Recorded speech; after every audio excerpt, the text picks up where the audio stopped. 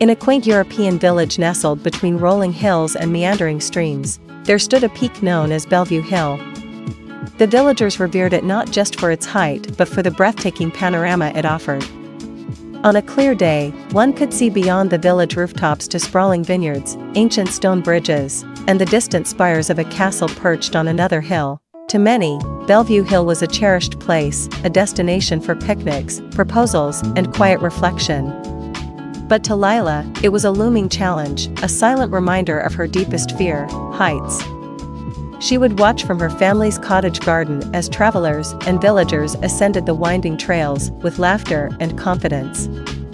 She longed to join them, to stand at the summit and feel the wind on her face. But the thought of the narrow paths and steep drops made her chest tighten. "It's just a hill," her older brother, Tomas, had said once, teasing her. "You'll conquer it when you're ready."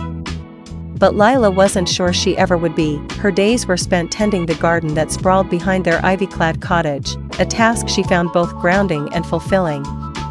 One crisp spring morning, as she pruned the fragrant lavender bushes, she heard a faint, pitiful chirping. Turning toward the sound, she saw a small bird, its wing twisted unnaturally, lying beneath the old stone wall. "Oh, you poor thing," she murmured, carefully scooping the bird into her hands. Its feathers were a glossy black, and its tiny eyes darted about in fear. Over the next few weeks, Lila poured her heart into nursing the bird back to health. She placed it in a makeshift nest by her window, fed it crumbs of bread and drops of water, and spoke to it softly in the evenings as the village bell chimed in the distance. Slowly, the bird grew stronger, its once dull eyes now bright and alert. One sunny morning, as the village square buzzed with the sounds of the market, the bird took its first tentative flight. Lila gasped as it circled her garden, its wings fully healed. She clapped her hands in delight, expecting it to fly off into the wide blue sky.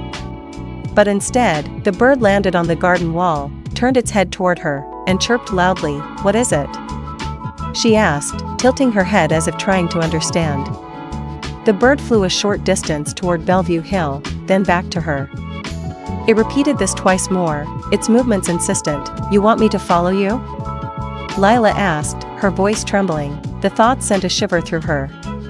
She looked up at the hill, its summit dappled with sunlight, and felt the familiar knot of fear in her stomach. But the bird's determined chirping stirred something within her. Taking a deep breath, she packed a small satchel with bread, water, and her favorite scarf, her mother's, knitted in soft greens that reminded her of home.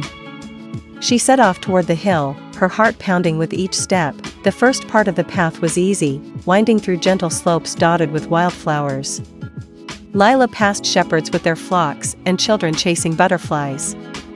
The cheerful scenes calmed her nerves, but as she climbed higher, the trail became steeper and more solitary. The forest grew dense, its shadows long and cool. The bird flitted ahead of her, pausing now and then as if to check on her progress. When she reached a rocky incline, her foot slipped, and she landed hard on her hands and knees. Pain shot through her palms as tears welled in her eyes. "Why am I doing this?" she whispered, her voice trembling with doubt. "I'm not brave enough." But just as she was about to turn back, she heard the bird's call. It perched on a branch above her, its beady eyes fixed on hers. It chirped again, louder this time, as if to say, "Don't give up." With trembling hands, Lila pushed herself to her feet.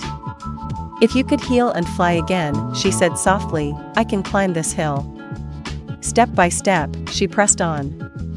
The forest began to thin, and sunlight broke through the canopy, warming her face. Her legs burned, her breath came in gasps, but she refused to stop. When she finally emerged from the trees, the summit was within sight. The trail narrowed, flanked by steep drops, but the bird flew just ahead, its song guiding her.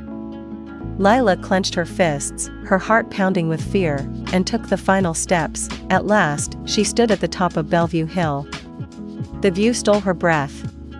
The vineyards below glistened in the sunlight, the river shimmered like a silver ribbon, and the castle spires in the distance seemed to reach for the clouds.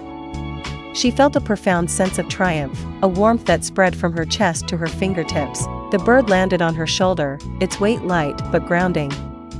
"Thank you," she whispered, tears streaming down her face. She wasn't sure if she was speaking to the bird, herself, or the hill, but it didn't matter. She had faced her fear and found strength she hadn't known was within her. From that day on, Bellevue Hill wasn't just a place of beauty, it was a symbol of courage, of a quiet girl who had learned to rise above her fears, one trembling step at a time.